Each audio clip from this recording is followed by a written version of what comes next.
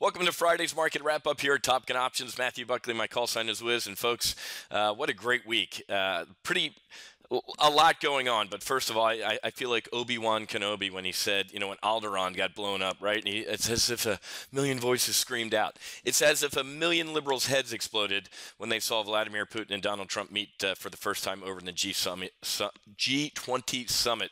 I think this is great, man. I love liberal tears. That's what's causing the global warming, right? And the ocean levels to rise is liberal tears. This is great. Interesting week, though, folks. On a serious note, North Korea is getting very, very, very serious. As you all know, on our 4th of July, he lit off a bottle rocket, an ICBM. This is serious. The chickens are coming home to roost, and it's going to be sooner rather than later. So we covered that throughout the week. Get ready for a massive potential pullback, folks. If you don't have a disaster hedge on right now, and we're going to talk about this next week in our member sessions, or actually we're going to talk about this next week in our options weapon school. That was a good segue, Wiz. Thank you. Folks, you need to head to go.topgunoptions.com/OWS. That's short for Options Weapons School. So Monday night at 8 p.m., I'm going to kick off an in-brief. We did an options weapons school about a month or two ago. Demand, we only have 25 seats.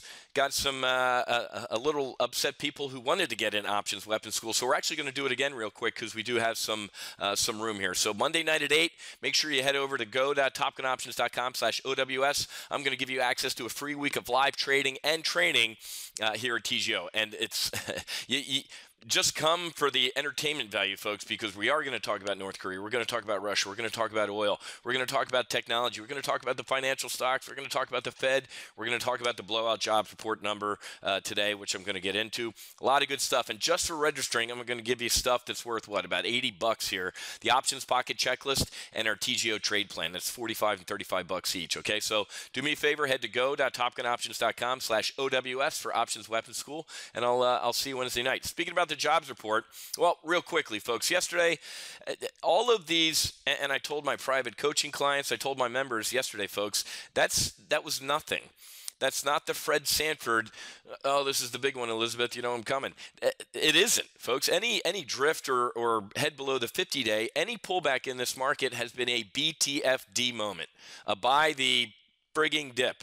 And yesterday was no different. I told my members I would be getting long the S&P 500 here. We put on a couple bull put spreads yesterday. One in Apple that's already up. How's our Apple trade looking? It's up $340 in a day. 21% return in our Apple bull put spread in a day. So very, very happy about that. Also put on a bull put spread on EWZ Brazil yesterday. That's flat. Both of those are out to normal July expiration. And I'm going to leg into an iron condor here, so my urgent alert members, keep an eye out. Might look at it today. I might sell into this pop and leg into that Apple iron condor as we discussed. But, folks, this drift below the 50-day is a buying opportunity. Why? Smashing jobs report. Huge, huge jobs report. What was forecast? Look at this. $1.75 was the consensus. 222, man. And we were revised, the 152 revision was up from 138, man.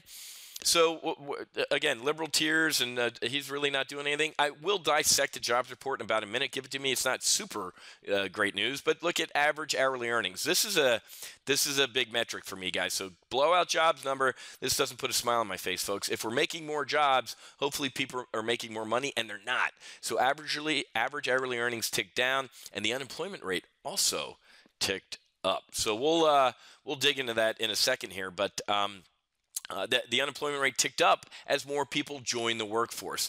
This is critical, folks, because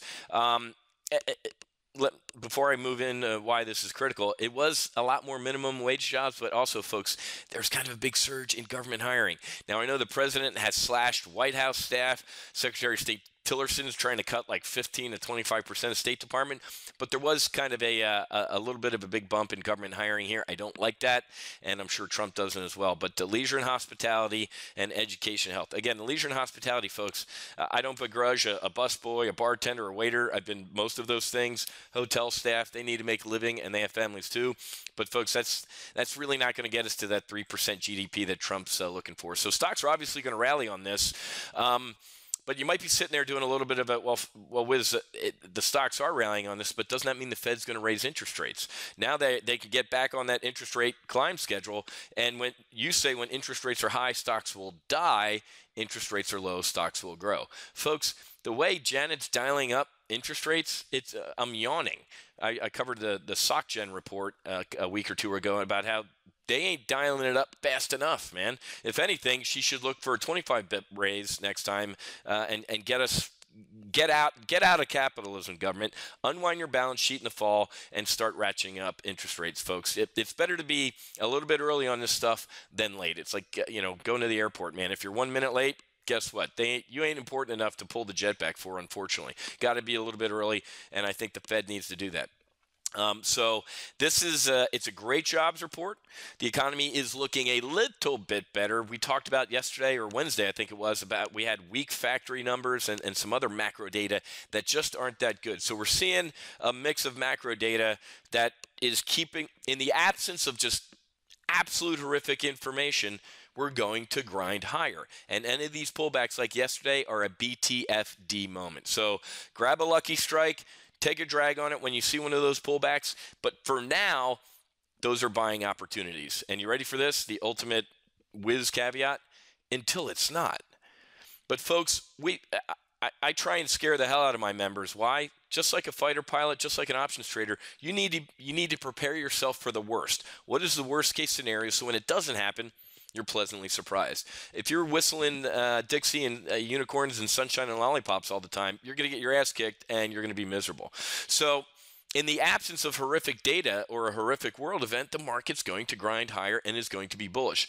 I got to tell you, folks, here's the horrific event. It's got to be North Korea, man. Something is going to happen soon, and it's not good. The VIX, what do you think it's doing today? Of course, it got smashed. We saw a little bit of a pop earlier this week. Pop and a drop, man. Here we go. I said, as soon as I saw the pop the other day, I said, get short vol. Once you see these big pops in vol, unless it's a North Korea strike with millions dead, and then to be honest with you folks, I really don't care about the portfolios. I care about dead people in the world, especially dead Americans. Your portfolio will be cut in half anyway if something horrific happens in the Korean Peninsula. You got to look at Mad Dog Mattis, folks. General Mattis, or I'm sure he'd rather be called general than a secretary, but the man ain't kidding when he's like, war in the Korean Peninsula will be horrific. And the last people on God's green earth that want to see war are the people that actually have to do it or have seen the horrors of war. Don't give us you guys are all gung-ho shit. Try getting shot at, folks. Try being the instrument of death and having that on your conscience so you might be free, okay? So don't give me any of that crap. But VIX is getting smashed, man, as we're seeing a rally on a Friday, which is very, very rare. But we're seeing it because of a great jobs report. We're going to have a good time next week, folks, so make sure you join me next week for Options Weapon School. Head to go.topgunoptions.com/OWS. Urgent alert traders, look for maybe an Apple bear call spread here. If I'm feeling it, I'll send out a text alert and also add it to our member page with the current trade, okay? If you don't get a text, I didn't add the Apple bear call spread, and we'll talk about it maybe next week, all right? Had a great week here at TGO, even though it was a holiday shortened week. A lot of good stuff going on here, folks, so make sure you get on board and become a member, okay? Happy hunting. Make sure you hedge. Have a great weekend, and I'll see you guys for Monday's Market Outlook, and I'll also see many of you Monday night at 2000 hours East Coast time. That's 8 o'clock for your non-military types. We'll see you.